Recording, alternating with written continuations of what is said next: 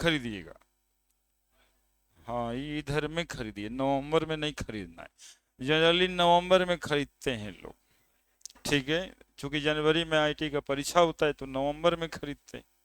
ये नहीं करना है, ठीक है। ये अभी से रखिए। अब जैसे सॉल्यूशन चैप्टर है ना, पहला चैप्टर सॉल्यूशन है। अब सॉल्यूशन पढ़ाते रहेंगे।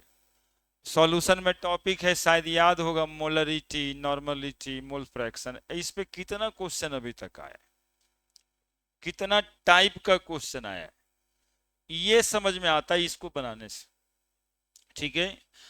तो अभी से बनते रहेगा तो वो कलेक्शन में रहेगा ना, दिमाग उस तरह से फॉर्मेट होगा।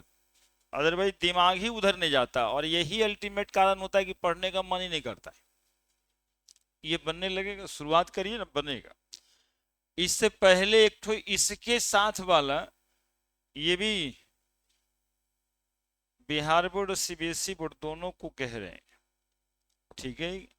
बोर्ड वाला प्रीवियस ईयर क्वेश्चन बैंक भी आता है, नहीं आता है, तो ये क्यों छोड़ेंगे। इसकी, इसमें क्या होगा, इसमें थ्योरेटिकल क्वेश्चन होता है, तो थ्योरेटिकल क्वेश्चन को लिखिएगा तभी ना पावर आएगा, कि लिखना कैसे है। अब इसको सोचने लगते हैं जब बोर्ड होता है तब, अचानक से कुछ लिखाता है, अचानक पे तक काव पे लेख लेन लिखाता है हिंदी में, फिर शुरू करिएगा काव, गाय को 4 पैर होता है, और वो देख के ऊपरे में काट देगा। बताइए, 12th में पूछे हैं कि गाय पे लिख लिखे, लिखता है 4 पैर होता, 2 आंख होता, इसके लिए तो लिखा नहीं है। तो इस सब बात पे बहुत ध्यान देना। आप देखो, ये बोर्ड वाला सुनेगा, अभी लगेगा कि इस साल वाला पेपर नहीं होगा, उसमें छपा ही नहीं होगा, तो इस साल वाला तो अगले साल आएगा भी नहीं ना। तो इस साल के चक्कर में रहना ही नहीं है, पिछले ईयर वाला ही खरीदना है, और ये भी अभी ही करना है। हम एक दो बार और रिमाइंड करेंगे इसको और इसको, दोनों को, ठीक है। आज मतलब कि एक मन होता है ना, एक जोश होता है कि ना बरहमा में अब गए तो थोड़ा सा सीरियस हो जाए, तो सीरियस होने के लिए ये सब सहारा है आपका। बोर्ड वाला previous year question bank, CBSE board वाले होंगे तो उसके लिए पब्लिकेशन आता है, और बिहार बोर्ड वाला तो ब्रिलियंट वगैरह होता है, वो गेस्ट पेपर करके देता है, और गेस्ट पेपर में ही प्रीवियस ईयर क्वेश्चंस भी रहता है। तो रख लेना ना, अपने बनाना है, उसको लिखना है। लिखने की कैपेसिटी बहुत जरूरी है, क्योंकि इसके नाम पे आप लोग थोड़ा थोड़ा बदमाशी करते हैं कि टिक लगाने वाला है ना, कि बी या सी ए ने टिक लगेगा इसके नाम पे। ये नहीं करिए, लिखिए कुछ। बबलू जी को कहिए ना, चालू कर दें, ठीक है। तो ये प्रीवियस ईयर क्वेश्चन बोर्ड वाला और प्रीवियस ईयर क्वेश्चन आईआईटी वाला, बस साथ रख लीजिए। किताब बता दिए, NCERT previous year question bank, ठीक है। और बाकी नोट्स, बहुत सारा बच्चा कहता है मेरा कि सब कुछ सर के नोट्स में से आ जाता है। अरे गधा, तुम आए मतलब कि शुरू दिन तुम चिढ़ा रहे हो हमको, चालू कर न दीजिए। वो उसी के लिए आता ही है, देखिए पहला दिन शुरू हो गया होगा था, वो सब इशू नहीं बनाइएगा बबलू जी, वो सब चालू कर दीजिए। वो उसी के लिए आइबे करता है कि सर का कितना लगाए हम आज। अब इतना के बाद नहीं पूरा पड़ेगा तो कहेगा बाद में समोसा खिला दीजिए ना सर।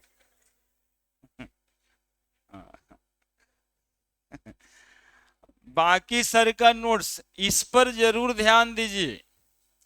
ये नोट्स, ये नोट्स यदि पूरा रहेगा ना, तो आपका ध्यान बहुत बाद में भी पढ़े कि ना पढ़ना चाहिए, तो नोट्स रहेगा तभी ना पढ़िएगा।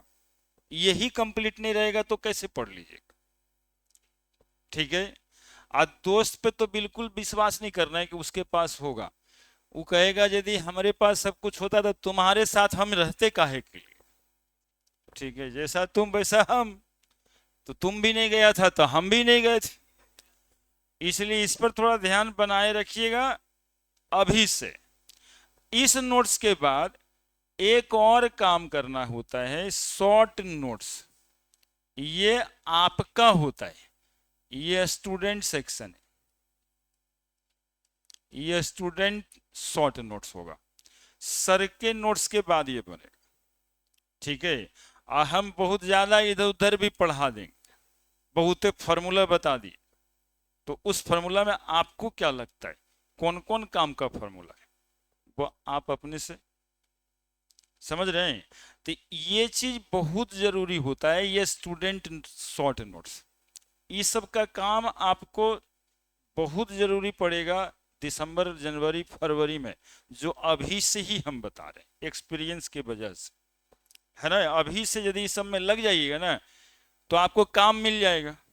जैसे अब 2-4 दिन हम पढ़ा देंगे तो अब सोचेंगे ना आप कि हम क्या करें, सर तो पढ़ा दिए थे समझ में आ ही गया, तो कम से कम ये तो बनाना शुरू करिए। ये 4 दिन में जो सर पढ़ाए उससे बोर्ड में कौन सा प्रीवियस ईयर क्वेश्चन आया, आईआईटी में कौन सा प्रीवियस ईयर क्वेश्चन आया, ये काम मिल जाएगा। ऐसे क्या लगता है ना कि कोई काम ही नहीं है, सीधा पढ़े कॉपी रख दिया, फिर कल नहीं परसों जाना है तो अपना कॉपी लेके चल गए, काम ही नहीं मिल पाए। ये सब आपके काम करने का तरीका बताए, है ना। बाकी सब हम कर लेंगे, यहाँ पर ये बहुत बहुत है, लेकिन ये आपको करना है, ये जरूरी है।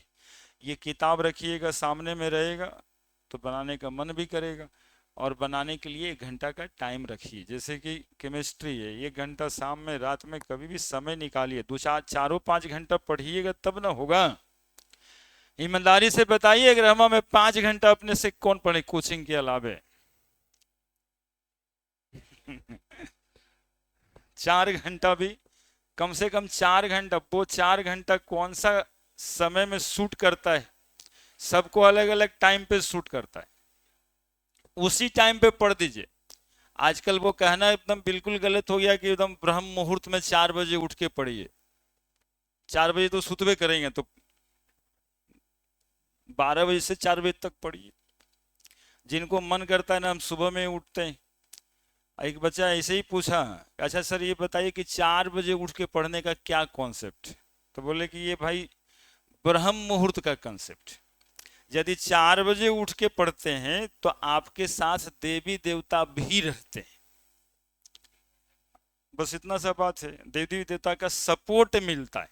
तो 12 बजे पढ़ते हैं तो सपोर्ट नहीं मिलेगा, बोले नहीं मिलेगा बिल्कुल, उस समय निशाचर पिशाच घूमता है ना, प्रेत घूमता है उस समय।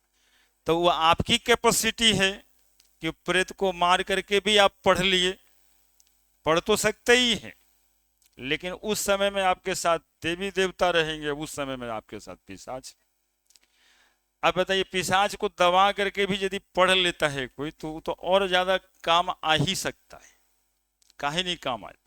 तो रात में पढ़ना सुबह में पढ़ना ये आप ही पे डिपेंड करता है, मतलब उतना ही से है।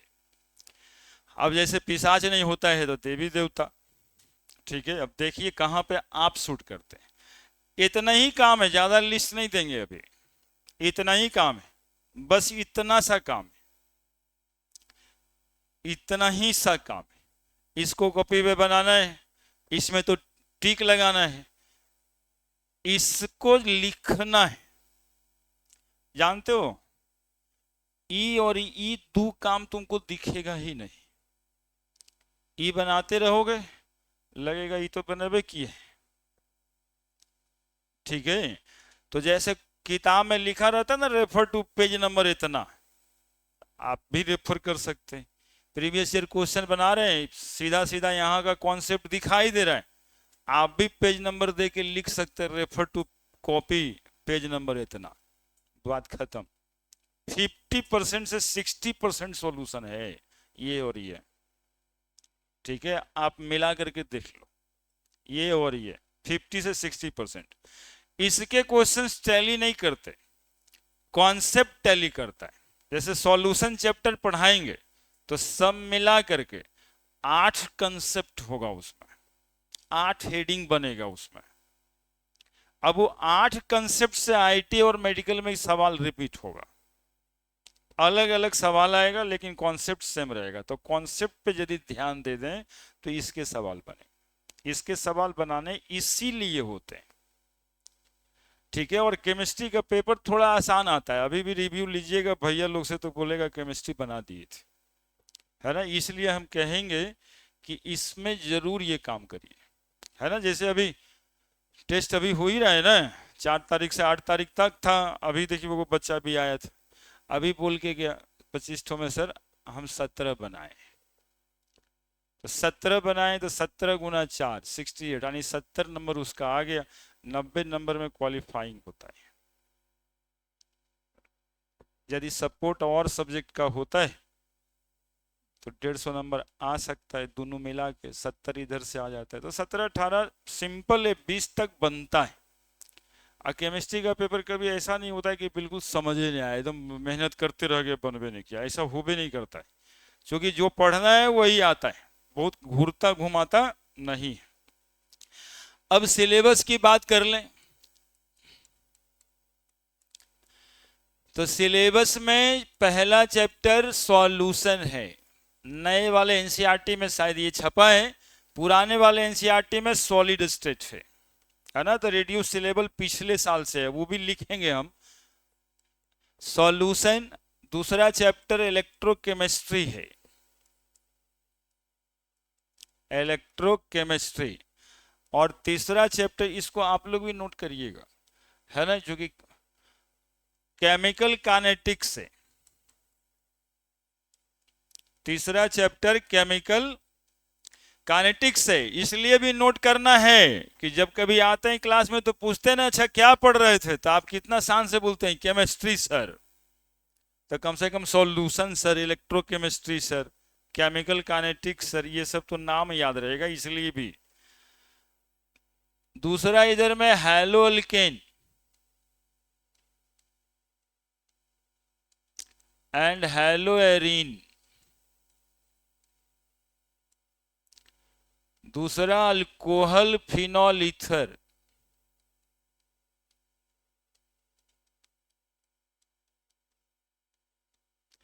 और तीसरा अल्डिहाइड कीटोन,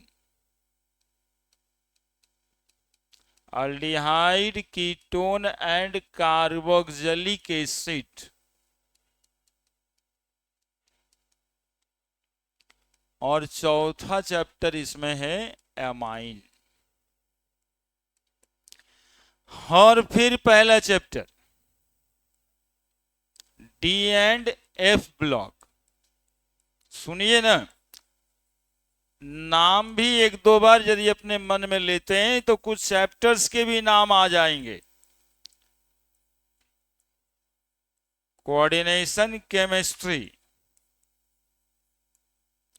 और फिर एक चैप्टर है बायोमोलिकल।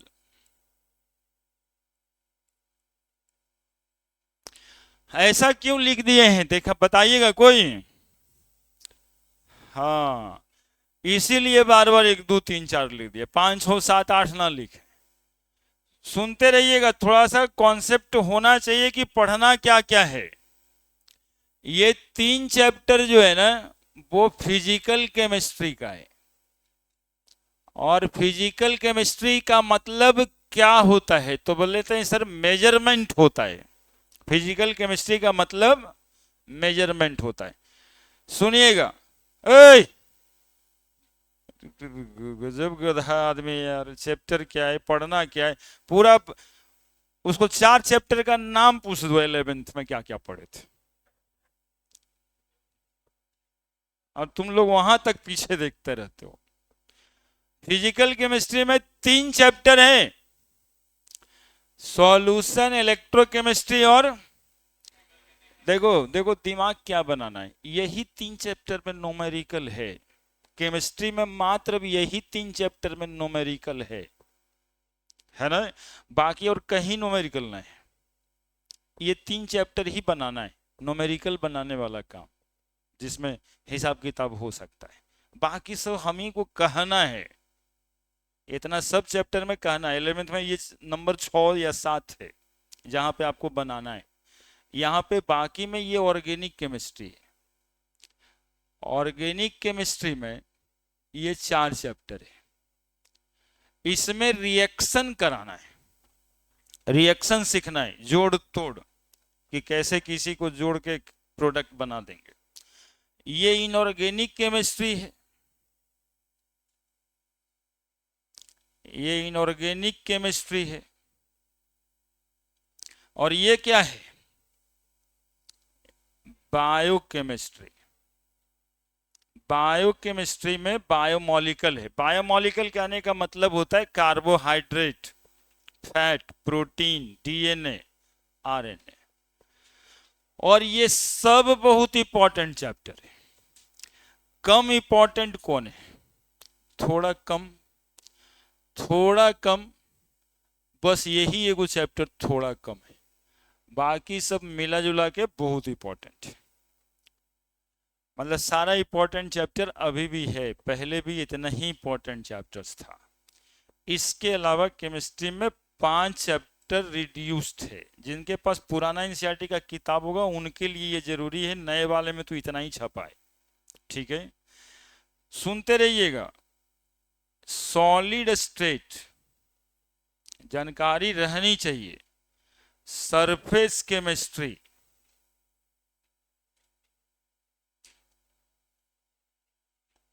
मेटलर्जी,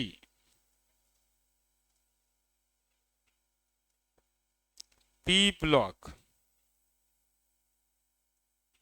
पी ब्लॉक याद आता है कुछ? क्या याद आता है क्या? हाँ, पीरियोडिक टेबल में था ना, S block, P block, D and F block. और यहाँ पे एक चैप्टर और है metallurgy, P block element, polymer और chemistry in everyday life. Chemistry in everyday life थोड़ा छोटा कर देते हैं।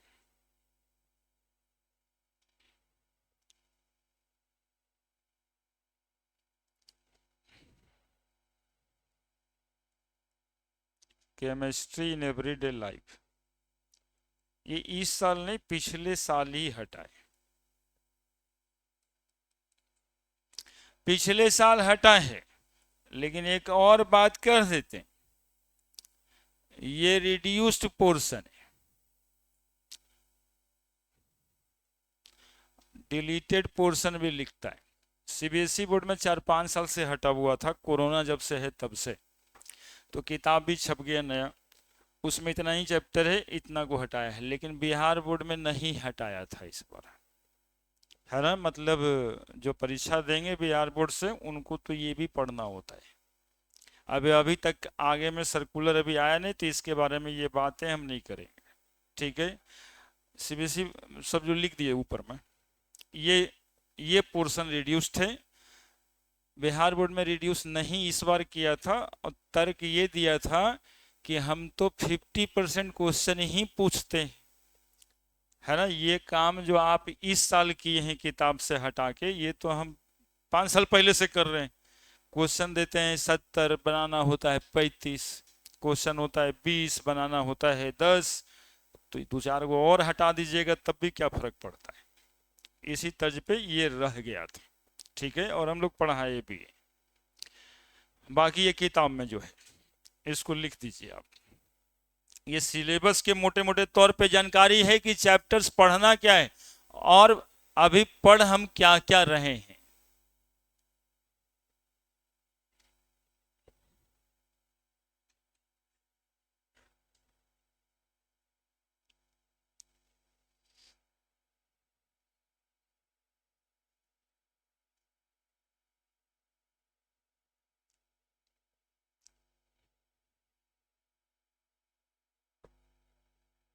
सीबीएसई बोर्ड वाले को नहीं जरूरत, आईआईटी वाले में भी नहीं आता है। कौन बता दिए, अभी ही बता दिए ये बात भाई।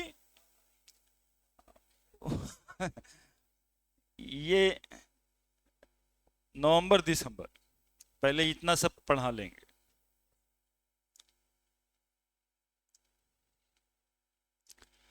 बता दिए, अभी बिहार बोर्ड का सर्कुलर फिर से आया भी नहीं है, तो उसमें चर्चा कर क्या करना है। यदि हटा ही देता है तो ठीक ही है। अब यदि उधर हटा देता है तो इधर में डेप्थ भी बढ़ा देता है ना, ऐसा थोड़े है कि उधर हटा दिया तो इधर कम कर दिया है, इधर का डेप्थ बढ़ेगा।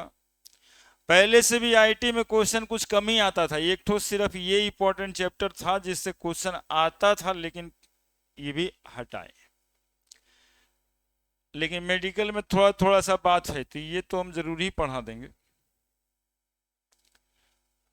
अल्कोहल लिखे हैं, काटना नहीं है, सब इंपॉर्टेंट चैप्टर ये, थोड़ा कम इंपॉर्टेंट है बस ये, बाकी ये भी बहुत इंपॉर्टेंट, हर से क्वेश्चन आता है।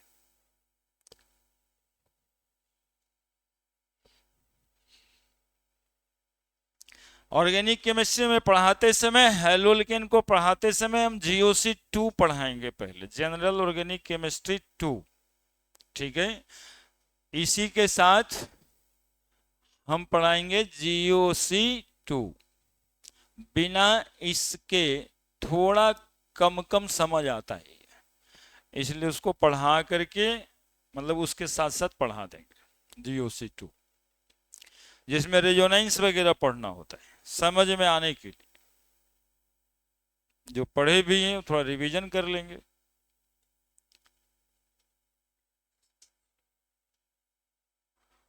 स्टार्ट करेंगे सॉल्यूशन से, है ना, उसमें मोल कंसेप्ट भी आ जाएगा थोड़ा सा, तो रिवीजन हो जाएगा 11th में। यदि मोल कंसेप्ट पढ़े होंगे तो थोड़ा पढ़िएगा, मोल बराबर क्या क्या होता है हम बताएंगे वैसे, है ना। सॉल्यूशन में मोल कंसेप्ट होता है, 3 वो डिफिनीशन था सॉल्यूशन मोल का, कौन कौन सा, नंबर ऑफ मोल बराबर weight by molecular weight, number of mole बराबर पार्टिकल का नंबर बटा Avogadro number, number of mole बराबर वॉल्यूम बाई 22.4 लीटर, है ना, एक मोल में 22.4 लीटर, एक मोल में 6.022 इंटू 10⁻23 मॉलिक्यूल। ये सब बातें आएगा, ये सब बातें भूलने लायक है ही नहीं।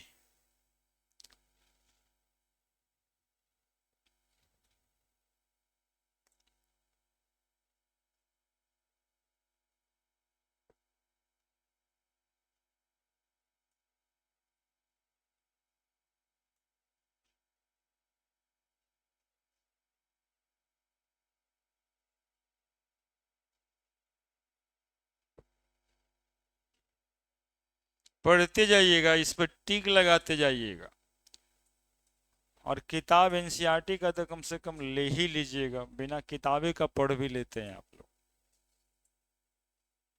क्वेश्चंस बनाइए, बस उतना ही काम है जितना पिछले पे बनाइए, उतना मिनिमम काम है, इसके बाद आप कुछ भी बना सकते हैं, लेकिन एनसीईआरटी वाला मिनिमम काम को भूलिए नहीं।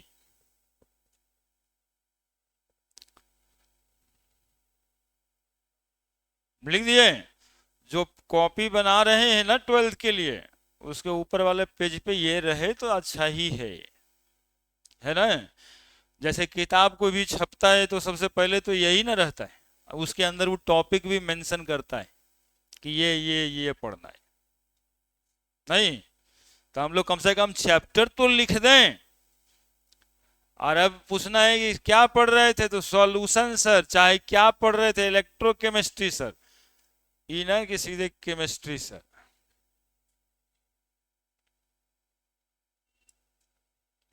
तो चैप्टर का नाम होगा सॉल्यूशन। और किसको कहते हैं सॉल्यूशन, ये चश्मा वाला बच्चा बता रहा है, सॉल्यूशन किसको कहते हैं।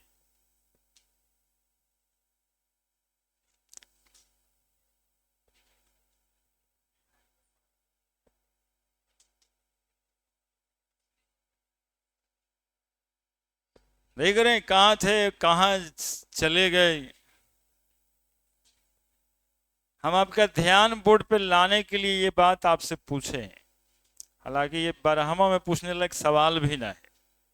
सॉल्यूशन का मतलब चीनी का शरबत होता है, चीनी और पानी मिला देंगे तो जो चीजें बनेगी उसको सॉल्यूशन ही तो कहेंगे। बताइए कहां थे कहां चले गए, समझ रहे हैं। Homogeneous mixture of 2 or more than 2 non-reacting substance called as solution, यही मेन बोर्ड में दिक्कत होता है। और स्कूल जाते हैं तो बिल्कुल दिक्कत होता है, शब्द ही नहीं मिलता क्वेश्चन को एक्सप्लेन करने के, क्योंकि उसके फेर में तो है नहीं, इसलिए इस सब पर ध्यान दीजिएगा। अब व्हाट इज सॉल्यूशन, ये सवाल आना भी नहीं है, लेकिन नहीं जानते हैं तो खराब भी लगता है सर। क्या लिखेंगे solution? Homogeneous mixture of two और more than two, more than two. कैसा substance? Non reacting substance called as solution. बस इतना ही सिंपल डिफिनीशन है।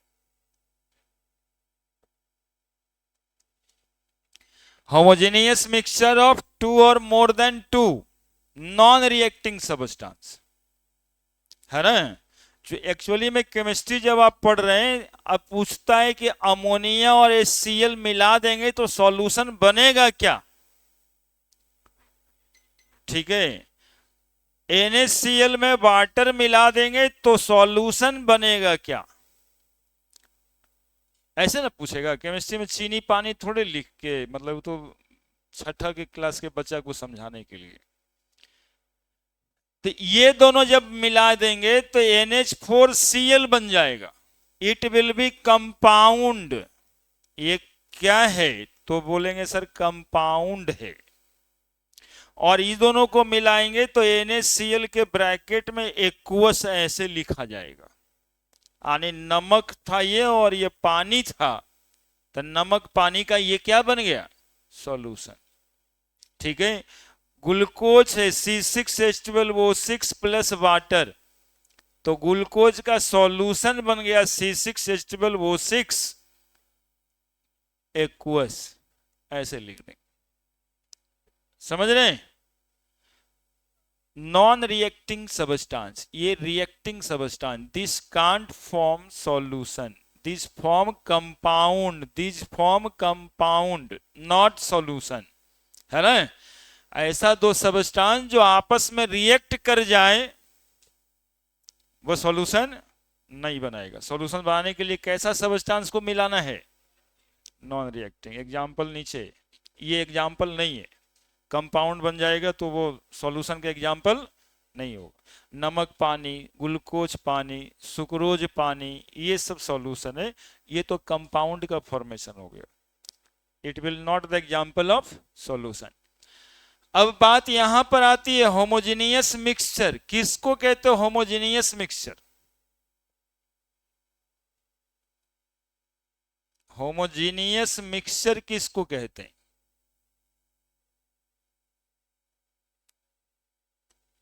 देखिए कहां थे, इससे ज्यादा बढ़िया 11th में थे आप,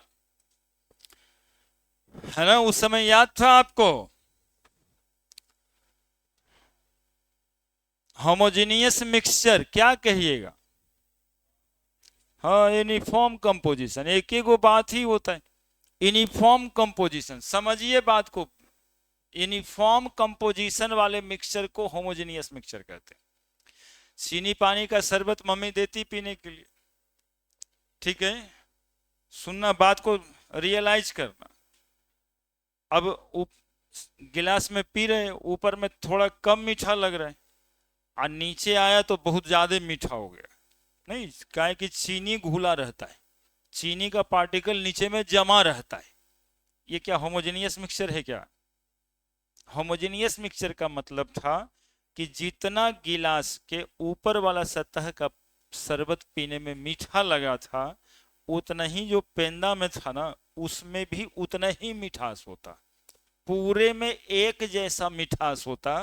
that is the homogeneous mixture. एक समान मिला हुआ, एक समान मिला हुआ, एक ही जैसा मिला हुआ, उसी को कहते हैं होमोजेनियस मिक्सचर। तो मिक्सचर ऑफ यूनिफॉर्म कंपोजिशन लिख देना है। होमोजेनियस मिक्सचर किसको कहेंगे? तो mixture of uniform composition, called homogeneous mixture.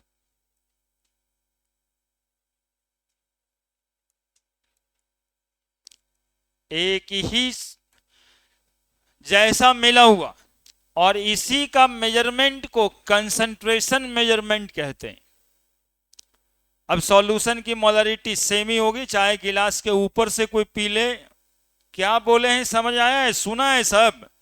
एक गिलास है ये, अब चीनी पानी इसमें घोलें, अब नीचे में चीनी का पार्टिकल इस तरह से बैठा हुआ है, इस तरह से ये बैठा हुआ है, पानी तो है ही है लेकिन चीनी का पार्टिकल नीचे में बैठा हुआ है इस तरह से, और ऊपर में पानी चीनी मिला हुआ है। अब बताइए इसको यूनिफॉर्म कंपोजिशन कहेंगे क्या? यूनिफॉर्म कंपोजिशन नहीं हुआ।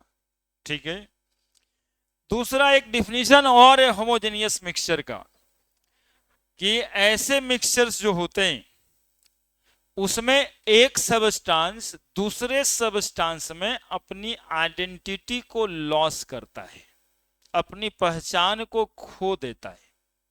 जैसे चीनी और पानी को मिला दिए तो शरबत बन गया, दैट इज सॉल्यूशन। अब उसमें चीनी की पहचान है क्या? फिजिकली आप आइडेंटिफाई कर पाएंगे चीनी के पार्टिकल को? तो इस मिक्सचर का प्रॉपर्टीज क्या होगा कि one of the component losses their physical identity, है ना, एक कंपोनेंट अपना फिजिकल आइडेंटिटी को लॉस कर देता है। क्लियर है? चलिए लिखिए,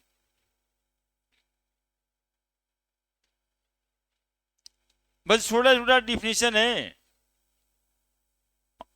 और ये बहुत बेसिक है, ये अभी आपको नहीं पूछता है, ये आपके जानने के लिए, ये शुरुआत करने के लिए।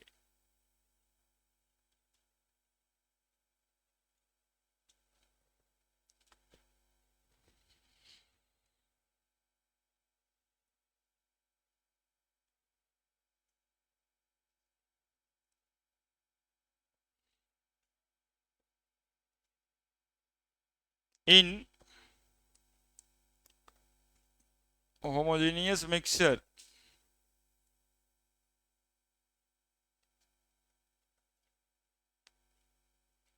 one component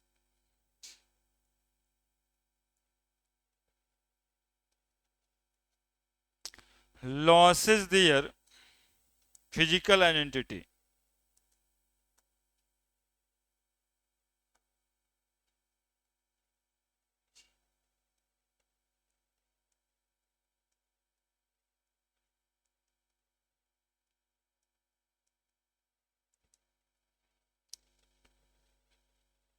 In other, physical identity in other.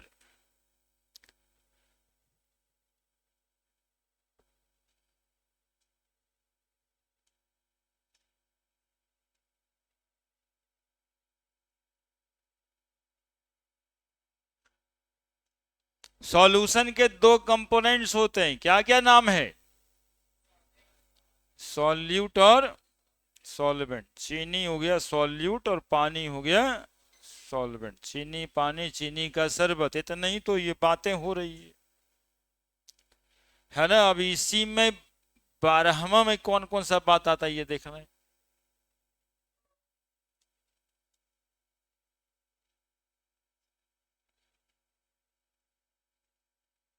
तीन लाइन लिखे हैं, हो गया।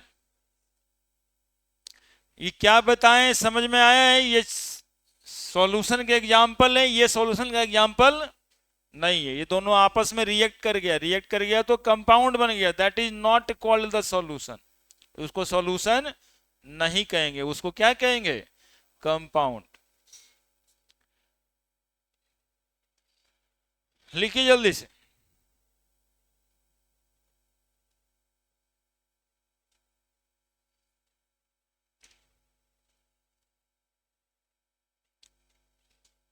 सॉल्यूट किसको कहते हैं जी?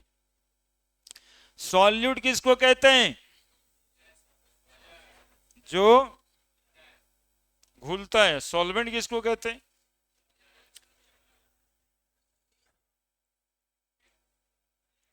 Components of solution.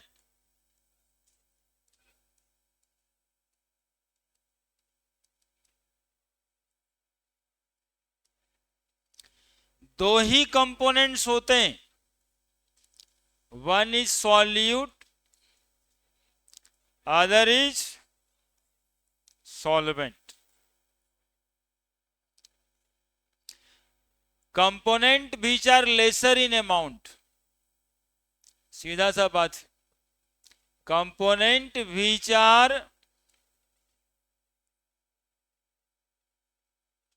Laser in amount और कंपोनेंट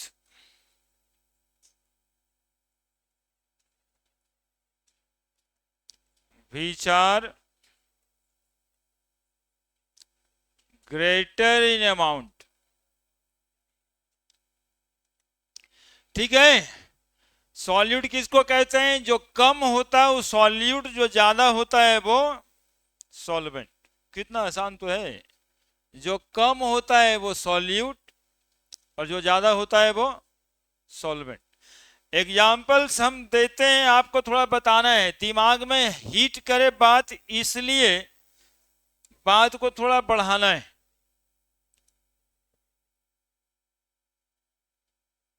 दिख रहा होगा, नहीं दिख रहा है?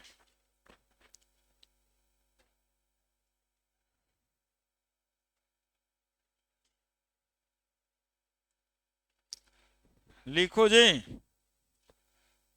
सुनोगे, यहां पर कोई बात कर रहे हैं, 9 मोल इथाइल अल्कोहल, 1 मोल वाटर, कौन सा सॉल्यूट है और कौन सॉल्वेंट है, ये पूछ रहे हैं बस। इथाइल अल्कोहल क्या है? सॉल्वेंट है। और वाटर क्या है? सॉल्यूट है। एक्चुअली में आपको कंफ्यूजन क्या होता है, वाटर को आप सॉल्वेंट अपने दिमाग में मान के ही चलते हो, लेकिन वाटर सॉल्वेंट यहां पे नहीं है। लेकिन दूसरा एग्जाम्पल देखिएगा, एग्जाम्पल ही जरूरी है। 9 मोल C12H22O11 किसका फॉर्मूला है? देख रहे हैं क्या हाल है? अरे किसका फॉर्मूला है? चीनी है, शुगर। अब यहां पे कौन सा सॉल्यूट है, कौन सा सॉल्वेंट?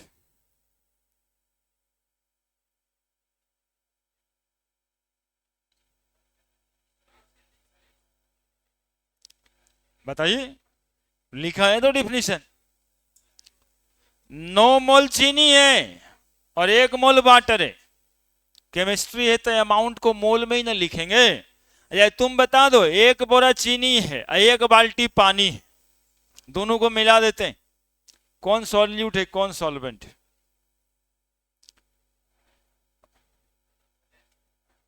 पानी सॉल्वेंट है, तो अमाउंट तो 1 बोरा चीनी था, है? वो सही कह रहा है, वाटर ही सॉल्वेंट। ठीक है, वाटर ही सॉल्वेंट, और ये 9 मोल अमाउंट ज्यादा है, फिर भी ये क्या है? सॉल्यूट। इसी वजह से इसका एक डिफिनीशन और जानना होता है, the component which undergo in dissolution called solute, component which act as medium of dissolution called as solvent. सुन रहे हैं? जो घुलेगा, जो डिजॉल्व होगा वो सॉल्यूट, जिसमें डिजॉल्व होगा वो सॉल्वेंट, है ना? तो ये दोनों बात देखिए, बात क्या हुआ, दोनों लिक्विड था, दोनों लिक्विड था, तो अमाउंट डिसाइड किया कौन सॉल्यूट और कौन सॉल्वेंट। यहां एक सॉलिड है और दूसरा लिक्विड है, तो लिक्विड ही हमेशा सॉल्वेंट होगा, क्योंकि सॉलिड लिक्विड में डिजॉल्व होगा, सॉलिड लिक्विड में डिजॉल्व होगा। तो क्या लिख दें दूसरा डिफिनीशन, द कंपोनेंट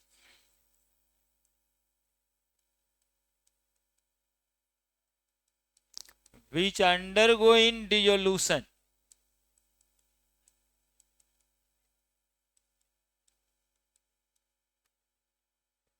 component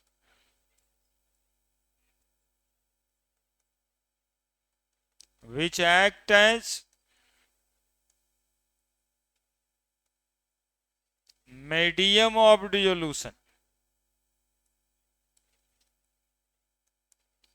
जल्दी से लिखिए।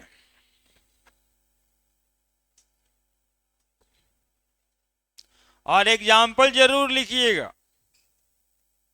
आप जिसको इतना छोटा बात सोच रहे हैं ना, ये बात आप आईटी एडवांस में देखिएगा, मेंस में नहीं। इसी पर डिपेंड कर रहा था 8 नंबर का कॉम्प्रिहेंशन क्वेश्चन, 8 नंबर नहीं 12 नंबर का। जो बच्चा वाटर को सॉल्वेंट मान के क्वेश्चंस को बनाया उसका कंप्लीट गलत। उसका एग्जाम्पल था। अमाउंट देख लिया, 9 मोले 1 मोले। ये नहीं देख करके सोचा कि वाटर तो हमेशा सॉल्वेंट ही होता है ना। तो ये सब बहुत दिमाग से काम करना है। सॉल्यूट के जगह पे अमाउंट ऑफ वाटर रखना पड़ सकता है ना। इस चैप्टर में हम लोगों को जो नोमेरिकल करना होता है, सॉल्यूट का अमाउंट सॉल्वेंट के अमाउंट से करना होता है। तो first of all you have to decide कौन सॉल्यूट बनेगा और कौन सॉल्वेंट बनेगा। क्या सिखाए, जब दोनों लिक्विड रहे तो आपका दिमाग में बात जाना चाहिए अमाउंट। लेकिन यदि दोनों का फिजिकल स्टेट अलग है तो आपके दिमाग में जाना चाहिए विच डिजॉल्व इन विच मीडियम। कौन डिजॉल्व हो रहा है और कौन डिजॉल्व कर रहा है। जैसे चीनी और पानी को आप मिलाएंगे तो चीनी घुलेगा, वाटर में घुलेगा, तो वाटर एक्ट एज मीडियम, तो हमेशा सॉल्वेंट वाटर ही होगा। एग्जाम्पल लिख दीजिए। ये दोनों को ऐसे ही लिखिएगा। दोनों यदि लिक्विड है then you will decide from the amount which one is solute which one is solvent, है ना। जो ज्यादा होगा वो सॉल्वेंट और जो कम होगा वो सॉल्यूट। ऐसा नहीं है कि वाटर है तो हमेशा सॉल्वेंट ही होगा। हम ये बताने की कोशिश कर रहे हैं, जो दिमाग में फ्रेम्ड होता है कि वाटर है तो वही सॉल्वेंट होगा, ऐसा नहीं है। वहां पे ऐसा ही है, ग्लूकोज या सुक्रोज और वाटर लिया हुआ है, उसका अमाउंट ज्यादा है, ठीक है। अब उस बच्चे को हम एग्जाम्पल पूछे थे, आप सुने होंगे, 1 बोरा चीनी और 1 बाल्टी पानी। बोलिए ये दोनों कभी घुलेगा क्या? 1 बोरा चीनी तो बहुत होता है 40 किलो, और 1 बाल्टी पानी में 5 लीटर होगा पानी, तो चीनी भींग जाएगा। जैसे बेहोश था कोई और पानी छीट के होश में ला रहे, चीनी तो वैसे ही ना जाएगा, 1 बोरा है तो डिजोल्व ही नहीं होगा। डिजोल्व तभी होगा जब चीनी का अमाउंट कम होगा और पानी का अमाउंट ज्यादा होगा। तो सॉल्यूशन तो उसी को कहते हैं। चीनी पर पानी छीट दीजिएगा और कहिएगा सॉल्यूशन बन गया, होगा क्या जी ऐसा? चीनी पे पानी छीट के सॉल्यूशन बन जाएगा क्या? कि घुलना पड़ेगा, और घुलेगा तो अमाउंट कम ही होगा, ठीक है। जितना ज्यादा लिया हुआ वो वैसे ही रह जाएगा। That will be the two process. One is called dissolution, other is called precipitation, है ना। पढ़े होंगे कि solute get occupied in intermolecular space of the solvent। solute जो है हमेशा solvent के intermolecular space में घुस जाता है। सॉल्यूशन बनने का जो इंटरनल मैकेनिज्म है। बढ़ रहे हैं, देखिए सॉल्यूट प्लस सॉल्वेंट, निशान अब ऐसा दीजिएगा, सॉल्यूशन। फॉरवर्ड प्रोसेस जो हो रहा है ना यहां पे, ये डिसोल्यूशन हो रहा है, और जो बैक प्रोसेस है वो प्रेसिपिटेशन हो रहा है। सॉल्यूट का पार्टिकल ऐसे बना देते हैं, सॉल्वेंट का पार्टिकल को हम ऐसे बना देते हैं।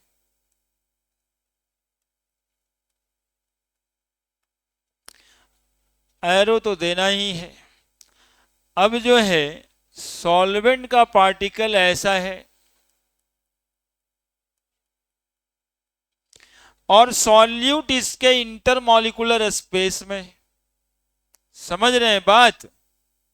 ऐसा ही है ना जी। तो आपको फोटो से दिखाई दे रहा होगा कि इस फेनोमेनन में हुआ क्या। तो सॉल्वेंट के इंटरमॉलिक्यूलर स्पेस, ये बीच में जो खाली जगह आप देख रहे हैं, इसको आप क्या कहेंगे? इंटरमॉलिक्यूलर स्पेस कहेंगे। जो जगह है सॉल्वेंट पार्टिकल के बीच, उसी में वो सॉल्यूट पार्टिकल आ जाता है। That phenomenon is called as dissolution. Dissolution का मतलब है मिल जाना। डिसोल्यूशन का मतलब है घुल जाना, मिल जाना, एक दूसरे में जैसे आप लोग मिल जाते हैं, मिल गया। सॉल्यूशन आप पढ़े होंगे दो तरह का, एक सैचुरेटेड सॉल्यूशन और एक, जरा बताइए ये कौन सा सॉल्यूशन अभी हम बनाए हैं फोटो से? सही में कैसा सॉल्यूशन बनाए हैं? कैसे जानते हैं कैसे? कुछ इंटरमॉलिक्यूलर स्पेस हम छोड़ दिए थे।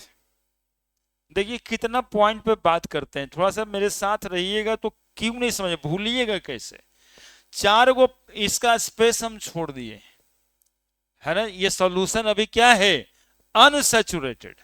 यदि इसके सारे इंटरमॉलिक्यूलर स्पेस को हम भर देंगे तो सॉल्यूशन को क्या कहेंगे? सैचुरेटेड। यदि इसमें और सॉल्यूट हम मिलाते हैं तो बताइए जगह है कहीं? और जब जगह नहीं है तो नीचे ही ना बैठेगा। ये जो मम्मी चीनी का शरबत बना के देती है उसमें यही होता है, जितना घुलना था वो घुल जाता है, जितना ज्यादा पड़ गया चीनी। अब ये डिपेंड करता है आपको मम्मी मानती कितना है। जितना ज्यादा मानती है उतना ज्यादा चीनी पड़ेगा उसमें, लेकिन वो घुलेगा नहीं। क्यों नहीं घुलेगा? तो चूंकि जगह ही नहीं है तो वो नीचे बैठ जाएगा। दैट इज डिसोल्यूशन और प्रेसिपिटेशन। इस सॉल्यूशन को अब हम कहेंगे सैचुरेटेड सॉल्यूशन, जिसमें और सॉल्यूट हम डिजॉल्व नहीं कर सकते, जगह ही नहीं इसलिए नहीं कर सकते। ये बहुत इंपॉर्टेंट बात सुनिएगा। कभी कभी ये जानना रहता है आपको कि टेम्परेचर बढ़ा देंगे सर तो और सॉल्यूट पार्टिकल इसमें चला जाएगा, जैसे चीनी का चाशनी बनता है तो बिल्कुल जाएगा। क्योंकि जब आप इसको गर्म कर रहे होते हैं, तो गर्म करते हैं तो पार्टिकल एक दूसरे से दूर जाता है, तभी ना वेपर बन के उड़ने लगता है। तो पार्टिकल जब एक दूसरे से दूर जाएगा तो इंटरमॉलिक्यूलर स्पेस बढ़ेगा, और जब बढ़ेगा तो और सॉल्यूट इसमें घुस सकता है। समझ रहे? टेम्परेचर बढ़ाने से चीनी के पार्टिकल और इसमें जा सकते हैं, लेकिन टेम्परेचर यदि छोड़ दीजिएगा, बढ़ाना छोड़ दीजिएगा, तो फिर सब जम जाएगा। चूंकि पार्टिकल तो अपने स्पेस पे आएगा, जितना ज्यादा इसमें पार्टिकल था वो सब बाहर आ जाएगा। वही होता है प्रोसेस को चाशनी बनाने में, जो बाद में चीनी खाली चीनी नजर आता उसमें, क्योंकि ज्यादा डाला हुआ था, पानी सब उड़ गया, चीनी रह गया। चलिए ये प्रोसेस है। अब इसमें इक्विलिब्रियम होता है। At equilibrium rate of dissolution is equal to rate of precipitation. और ये कब होगा? तो एट सैचुरेशन। एट सैचुरेशन आप लिखेंगे at equilibrium rate of dissolution is equal to rate of precipitation. Achieved, ये अचीव्ड कब होगा? Eight saturation. सैचुरेशन पे जितना पार्टिकल इसमें आप डालेंगे उतना पार्टिकल नीचे बैठना शुरू होगा। देखिए ना रिवर्सिबल का साइन है, पहले तो घुल रहा था, अब और पार्टिकल डालिएगा तो बैक नीचे बैठ जाएगा। देखिए ना इधर से सॉल्यूशन से निकल के सॉल्यूट बन गया। क्लियर है? एट इक्विलिब्रियम एक लाइन और जानिएगा, solvent and solution present as, solution and solvent present at equilibrium, present at equilibrium.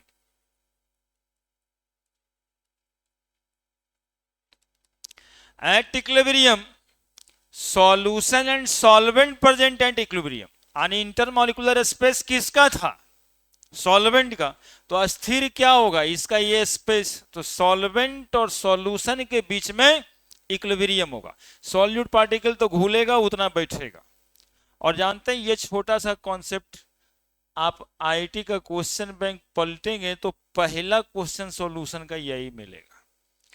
IIT में 1978 में पहला सवाल यही आया था। हाँ, पहला क्वेश्चन उसका देखिएगा, वही छपल है कि इक्विलिब्रियम पे कौन कौन से चीजों के बीच में इक्विलिब्रियम रहता है। सॉल्यूट सॉल्यूशन के बीच, सॉल्यूट सॉल्वेंट के बीच, सॉल्वेंट सॉल्यूशन के बीच। तो आंसर है इक्विलिब्रियम किसके किसके बीच एस्टेब्लिश करेगा? सॉल्वेंट और सॉल्यूशन के बीच, है ना। सॉल्यूशन और सॉल्वेंट के बीच ही सिर्फ इक्विलिब्रियम है। पहला आईटी का सवाल बता दिए आपको, छठा से उठा के, है ना। सॉल्यूशन का डिफिनेशन छठा में था और ये सवाल आईटी का है। बस साथ रहिए, खाली हो जाएगा, सुनिएगा तब।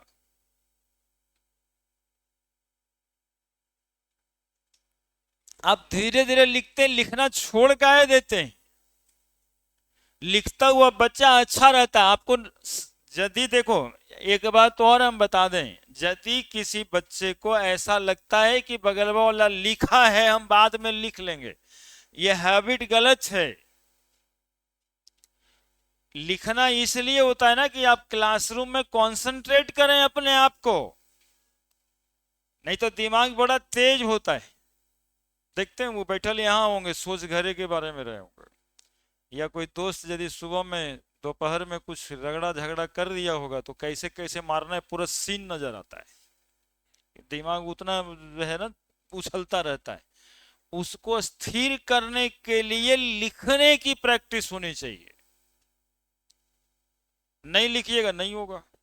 वो तो बैठल तो सत्संग सुन के सब राम भगवान थोड़े बन गया है। कहानी तो पूरा राम जी का सुन के आ रहा है, लेकिन जैसे ही घर पहुंचता है कोई बोलता है, 2-4 हाथ दे देता है। कहां से आ रहे हैं? तो सत्संग से। कर क्या रहे हैं? पुतहू के साथ झगड़ा।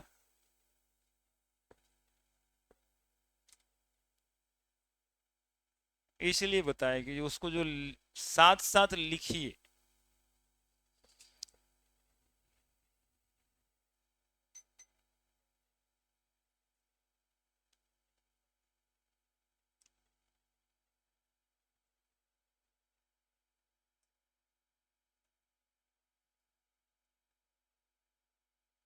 क्वेश्चन बैंक में चेक करिएगा वो पहला आया है कि नहीं आया है ना। बहुत ज्यादा भरोसा विश्वास नहीं करना है, जहां विश्वास है धोखा वहीं से मिलता है। इसलिए चेक करिए कि सर बोले थे ठीक बोले हैं कि नहीं। गधा, कि तुम दूसरे को ले लेगा, अगल बगल वाले को।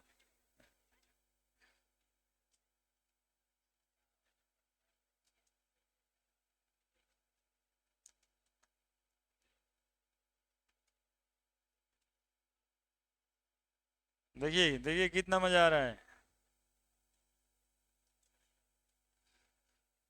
हम लोग चाहते हैं कि ऐसी मजा लेते रहिए, लेकिन आप ही लोग बाद में आकर के एक दूसरे के बारे में बोलने लगते हैं रिजल्ट के बाद। हो सर उसका हो गया, हम मान ही नहीं सकते।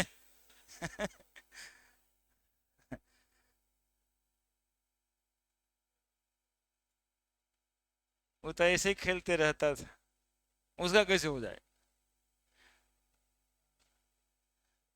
अब देखिएगा टाइप्स ऑफ सॉल्यूशन। पहला जो आपके एनसीईआरटी के किताब में मिलेगा, सिलेबस आपका शुरू होता है टाइप्स ऑफ सॉल्यूशन से। ऐसा नहीं है कि चीनी और पानी ही सिर्फ सॉल्यूशन है।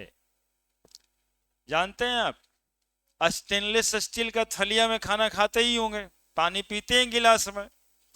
वो स्टील जो है ना सॉल्यूशन का एग्जाम्पल। वो स्टील जो आपके हाथ में है वो सॉल्यूशन है।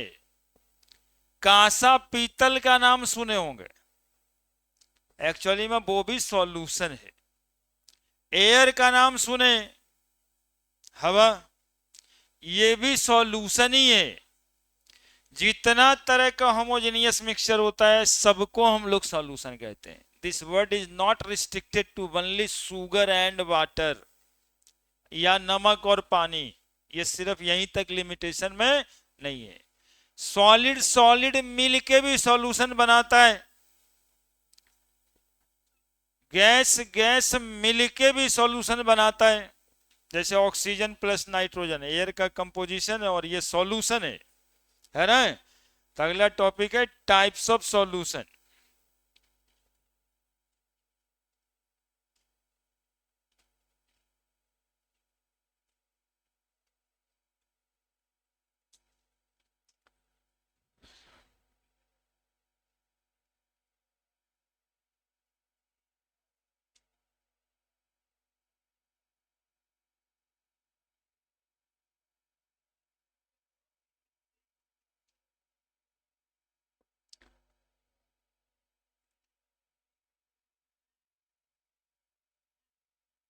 लिख दिया।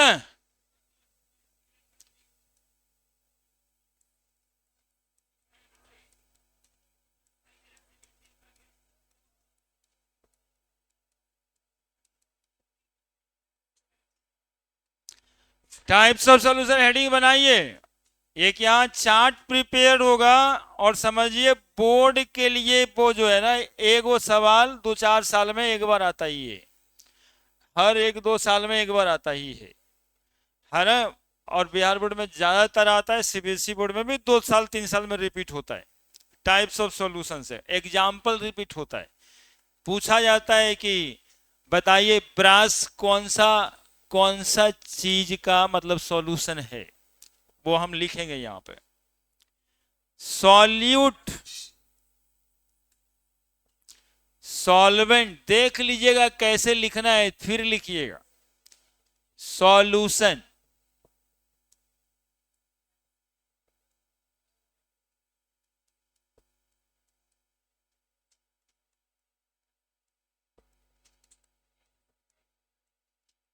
एग्जाम्पल, यही इंपॉर्टेंट है एग्जाम्पल। देखिए solute, solvent, types of solution और एग्जाम्पल। फिजिकल स्टेट 3 तरह का होता है, सॉलिड, लिक्विड, गैस। गैस से स्टार्ट करते हैं। सॉल्यूट भी गैस, सॉल्वेंट भी गैस, सॉल्यूट भी गैस, सॉल्वेंट भी गैस। टाइप ऑफ सॉल्यूशन को बोलेंगे गैसियस सॉल्यूशन। कौन सा सॉल्यूशन? Gaseous solution. गैस के बाद इसको लिक्विड बना देते हैं, सॉल्वेंट। गैस ही रहने देते हैं, और गैस लिक्विड के बाद इसको हम लोग सॉलिड बना देते हैं। सॉल्यूशन को क्या कहेंगे? जैसा सॉल्वेंट होता है ना, सॉल्यूशन वही होता है, दैट इज गैसियस सॉल्यूशन। बताओ तो how many type of solution में एग्जिस्ट? कितना टाइप का सॉल्यूशन होगा? 9 टाइप। देखिए कोई बता रहा है, ठीक बता रहा है। सॉल्वेंट अगले में लिक्विड रख देंगे, 3 बार हो जाएगा, वो भी हो जाएगा। और फिर अगला में सॉल्वेंट रख देंगे सॉलिड, 3 बार वो भी हो जाएगा। तो 3 3 6 और 3 9। 9 टाइप का मैक्सिमम सॉल्यूशन पॉसिबल है। How many type of solution exist physically? तो कम से कम 9 टाइप का सॉल्यूशन। उसमें हम लोग अभी तक जानते हैं ज्यादा कॉमन है खाली चीनी पानी या नीमक पानी, सॉल्यूशन उसी को समझते हैं। नहीं, सॉलिड और लिक्विड को ही सॉल्यूशन समझते हैं। यहां हम लोग को समझना है गैस गैस भी मिलेगा तो सॉल्यूशन बनेगा, लिक्विड गैस मिलेगा तब भी सॉल्यूशन बनेगा, और सॉलिड गैस मिलेगा तब भी सॉल्यूशन बताएगा। बोलो एग्जाम्पल। एयर, क्या? एयर कैसा सॉल्यूशन का एग्जाम्पल है? गैस, इन गैस। अब एयर में ऑक्सीजन गैस ही है, नाइट्रोजन गैस ही है, कार्बन डाइऑक्साइड गैस ही है, मेजर कंपोजिशन यही है, और they all are the gas. एक एग्जाम्पल बताना है जहां लिक्विड और गैस है, बताइए, दिमाग लगाइए, दिमाग लगाइए ना, लिक्विड और गैस में मिलाना है, लिक्विड गैस में मिलाना है। देखिए यही सब दिक्कत है। और एप्लीकेशन ढूंढिए ना दिमाग में, कौन लिक्विड गैस में मिला हुआ। परफ्यूम का पार्टिकल सॉलिड है, ये कोलाइड से, not the example of solution. दिमाग में तुरंत काटिए बात को। फॉग इज नॉट सॉल्यू, मतलब कि वो जो क्या बता रहा, परफ्यूम इज नॉट सॉल्यूशन, वो फॉग है, कोलाइडल सॉल्यूशन है ना। यदि बात चल गया है दिमाग में तो अलग करके लिखो, परफ्यूम ही ऑप्शन में रहता है, वैसा नहीं कि वो खराब बात था। Perfume is not the solution, that will be the heterogeneous mixture, homogeneous नहीं है वो, that will be heterogeneous mixture. किसी के दिमाग में गया तो अलग से लिख लेगा, perfume is not the solution. चलो दूसरा एग्जांपल बताओ। बेहोश करने वाला सुना है कुछ? बेहोशी करता है, एयर में मिला देते हैं, क्लोरोफॉर्म लिक्विड होता है, देखता होगा रूमाल उमाल में थोड़ा सा लिक्विड रहता है, तो क्लोरोफॉर्म में नाइट्रोजन गैस मिला देंगे ना, नाइट्रोजन गैस मिलाने की जरूरत तो पड़ती नहीं, वो तो एयर में रहता ही है, तो बेहोश हो जाएगा। क्लोरोफॉर्म लिक्विड होता है, तो क्लोरोफॉर्म प्लस नाइट्रोजन ऐसे लिखा हुआ ऑप्शंस में आएगा, ऐसे CaCl3 plus N2। Solid gas का एग्जांपल, कपूर का नाम सुना है? Camper plus nitrogen gas, nitrogen कहने का मतलब एयर होता है, ऑक्सीजन जानबूझ के ना लिखते हैं क्योंकि कंबस्टिबल जल सकता है, ऑक्सीडाइज कर देता है, इसलिए यदि ऑप्शन होगा दो, कैंफर प्लस एयर और कैंफर प्लस नाइट्रोजन, तो आपको टिक लगाना है कैंफर प्लस नाइट्रोजन। ऑप्शन ही ना परेशान कर रहा है बच्चा को, जो सवाल आ रहा है और इतना इजी सवाल, तो ऑप्शन ट्विस्ट करेगा। एयर में ऑक्सीजन है, ऑक्सीजन के साथ ही रिएक्ट कर जाता है, नाइट्रोजन इनर्ट होता है रूम टेम्परेचर पर, नाइट्रोजन के साथ रिएक्ट नहीं करता है। सुनेगा, लिक्विड लिख देते हैं इसको, ठीक है, देखो कैसे बनाते हैं। फिर यहां पे क्या से शुरू करें, गैस, ये लिक्विड ही रहने देते हैं, और इसको क्या लिख दें, नहीं, गैस के बाद क्या लिखे थे ऊपर, लिक्विड लिखे हैं ना, वही ट्रेंड चलाना चाहिए,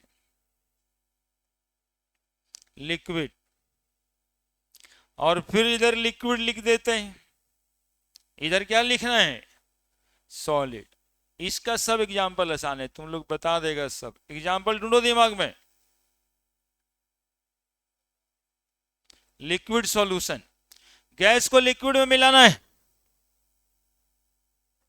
गैस लिक्विड, तो लिक्विड गैस और गैस लिक्विड में अंतर नहीं है, CO2 plus water, carbonated water, CO2 plus water,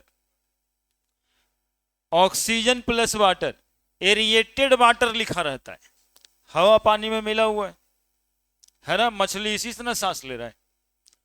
liquid liquid solution, बोलिए एग्जांपल, इसका तो एग्जांपल है ही है, ethyl alcohol plus water, methyl alcohol plus water रहेगा तब नहीं होगा क्या, एसिटिक एसिड प्लस वाटर रहेगा तब भी होगा, लिक्विड होना चाहिए।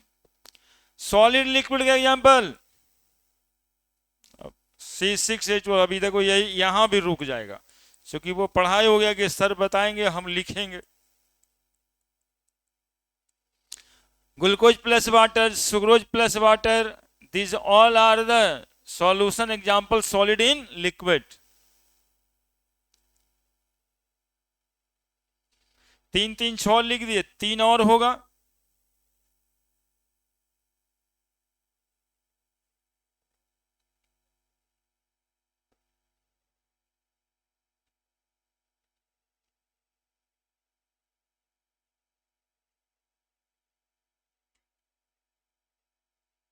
देखो कितना आसान है। एक ऑब्जेक्टिव क्वेश्चन यदि यहां से आता है और वो भी उसके तैयारी में शामिल करोगे उस समय, तो ये लोड बढ़ाने वाली बात है ना। ये सबको अभी ये मसल के चलना है कि भाई ये सब तो ऐसे ही था, लेकिन वो भी याद करना है या हाँ याद ही करना है। परीक्षा के समय में सॉल्यूशन वो सर बताए थे वो याद करते हैं। काहे के लिए याद करते हैं? 3 गो घेरा लगा देंगे, वो 3 गो एग्जाम्पल इसको दिमाग में रखना है, बाकी सब तुमको अपने प्रोसेस से याद होना है। हाँ रुक ले हैं, रुकने वाला टेंशन न लेना है, वो आप ही के लिए लिखते हैं, पीछे कर देंगे, कोनो मिटाते थोड़े।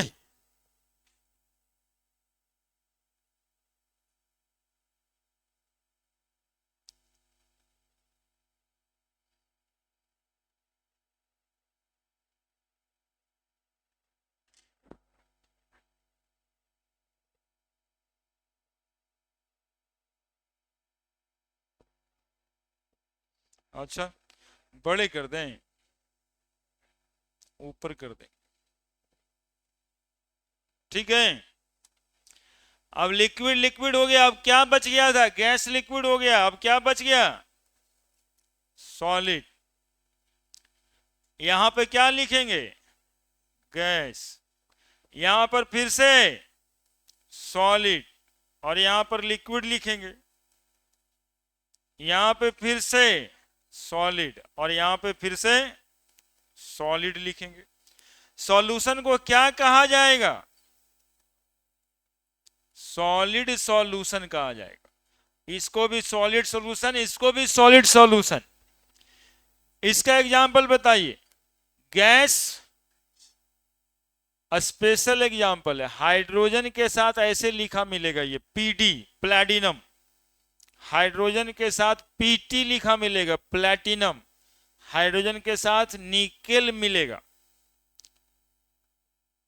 प्लेटिनाइज्ड हाइड्रोजन कहा जाता है। Platinised hydrogen, nickelised hydrogen. Solid liquid example, amalgam. याद है 3 amalgam, SN plus H G. H G liquid होता है, मरकरी 3 सॉलिड है। 3 अमलगम, जितना तरह का अमलगम होगा सब एग्जाम्पल होगा लिक्विड इन सॉलिड का। सॉलिड सॉलिड जितना एलओआई है, all are the example of solid in solid. कांसा, पीतल, stainless steel, these all are the example of solid solution। LOI, LOI लिखने से खाली तुम लोग का काम नहीं चलेगा। ब्रास, ब्रॉन्ज, स्टेनलेस स्टील,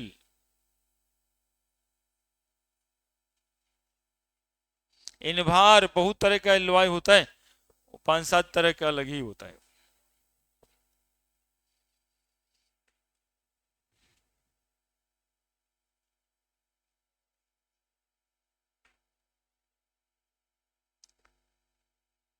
इसमें कितना एग्जाम्पल लगता है कि याद रखना पड़ेगा।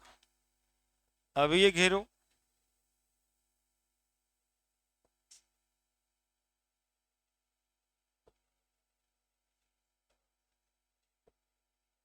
लिख लिया है? नहीं लिखे थे? लिखो, पहले लिखो उसके बाद घेरेंगे। लिखो,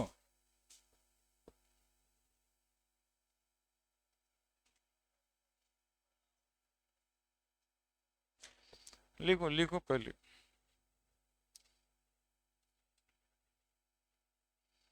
लिखे?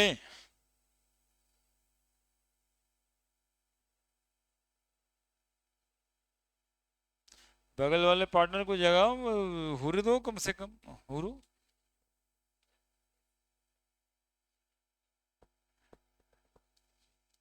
कौन कौन एग्जाम्पल तुमको नहीं आता इसमें? सोचे थे कि सॉल्यूशन का इतना टाइप होगा चीनी पानी के अलावे?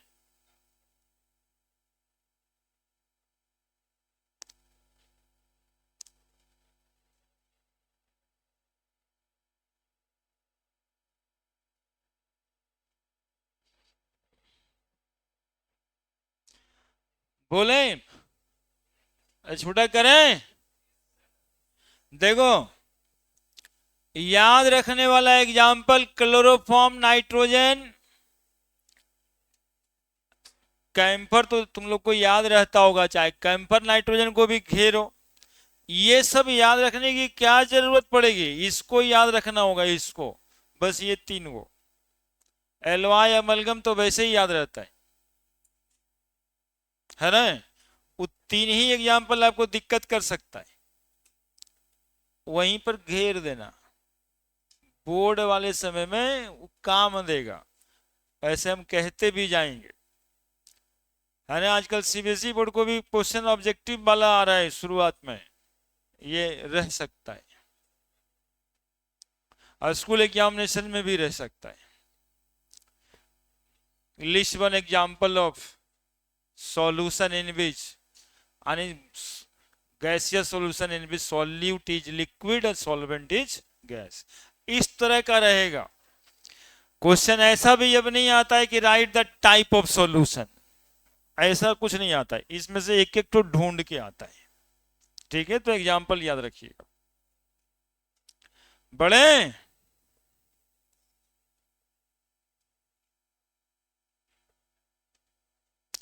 अब इसमें सम टर्म्स है,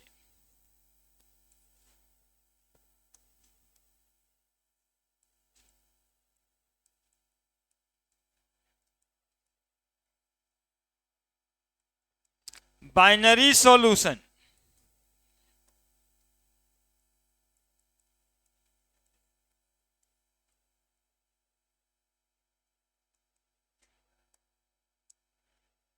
बोलो बाइनरी सॉल्यूशन किसको कहते हैं, एनीवन।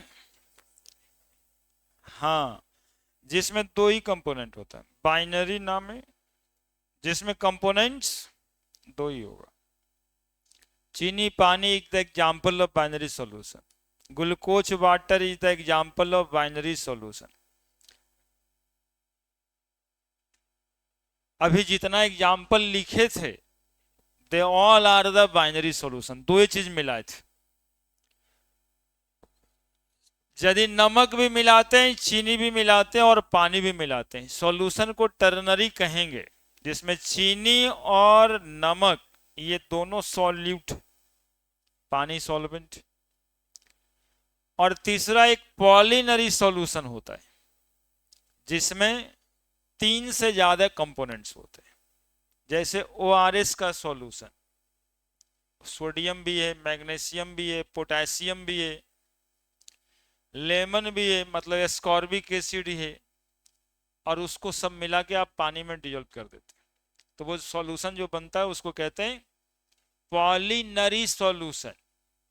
ठीक है, तो बाइनरी सॉल्यूशन में कितना कंपोनेंट होना है, solution in which only two component.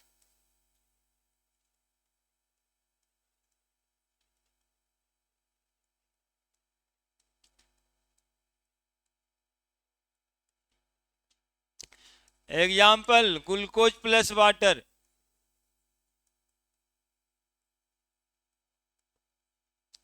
Sucrose plus water, NaCl plus water, ternary solution.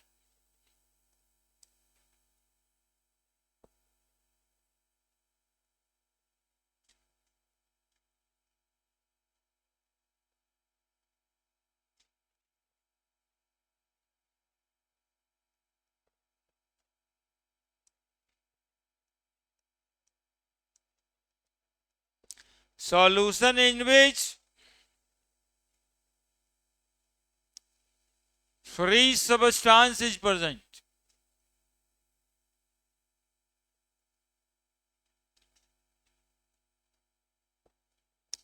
Example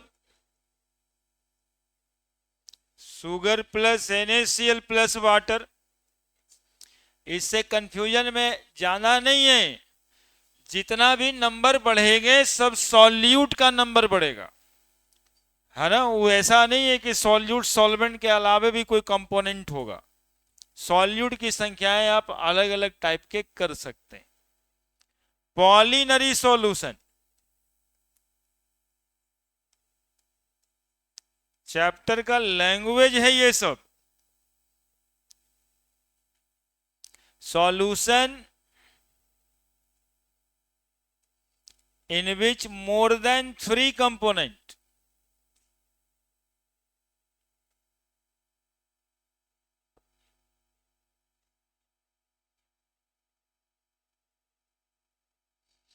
are present.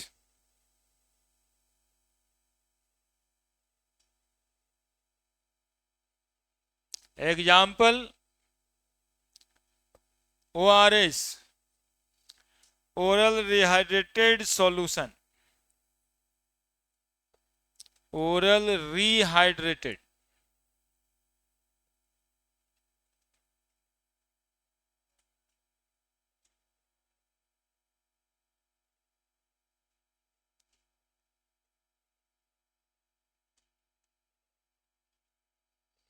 Oral rehydrated solution है ना। रैपर वगैरह पढ़िएगा उसमें, तब देखिएगा Na+ भी लिखा है, Cl- भी लिखा है, Mg2+ लिखा है, Ca2+ लिखा है, K+ लिखा है, ढेर सारा सॉल्यूट है। ए, तुम दोनों को अलग अलग न बैठना चाहिए, सुनता भी नहीं है। ये समस्या अपने आप के लिए भी है, हमारे लिए भी है। हम कहना चाहते हैं कुल मिला के सामाजिक समस्या तो नहीं बन रहे हो।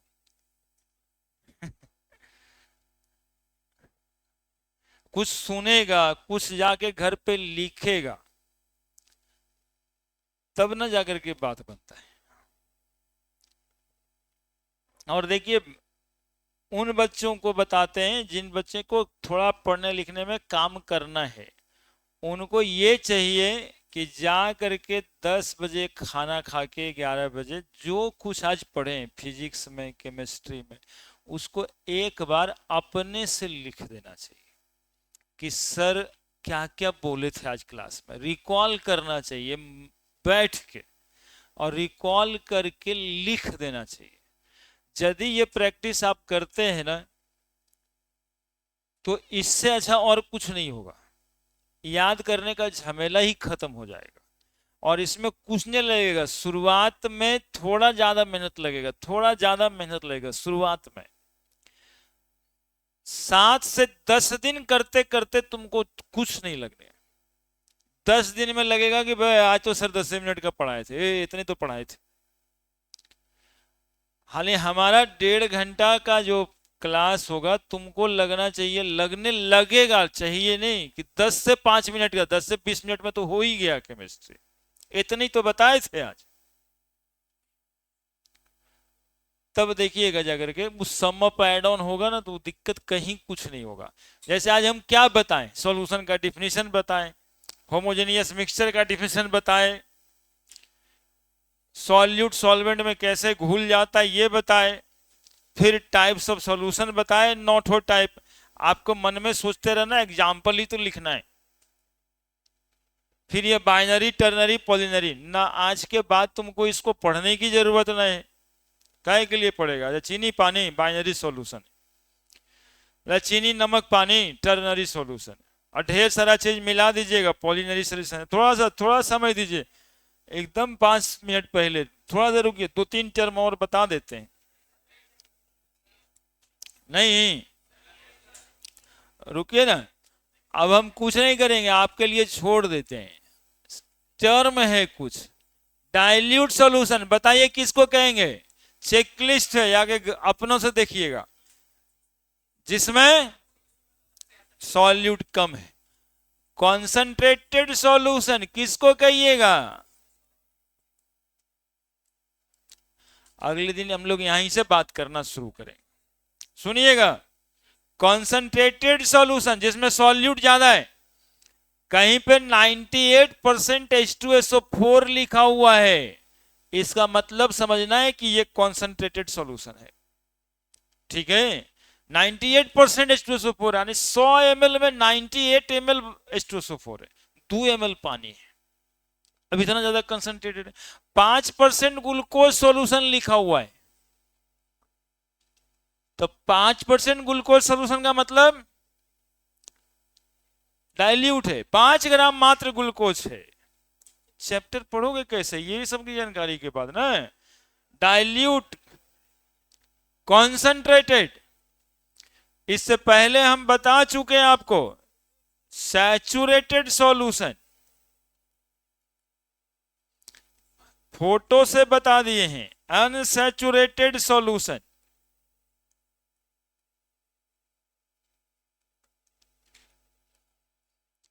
Super saturated solution. डिफिनेशन लिखा के भी कोई फायदा नहीं है, समझ में आता है तो ठीक है।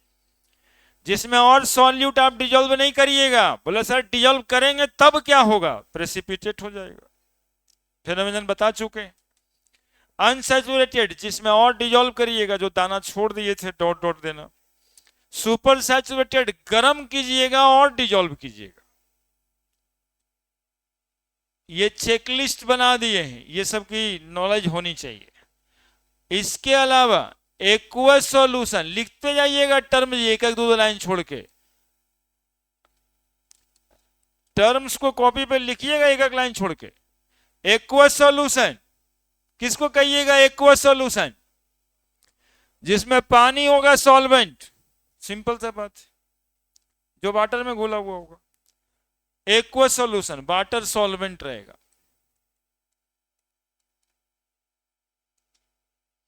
Alcoholic solution,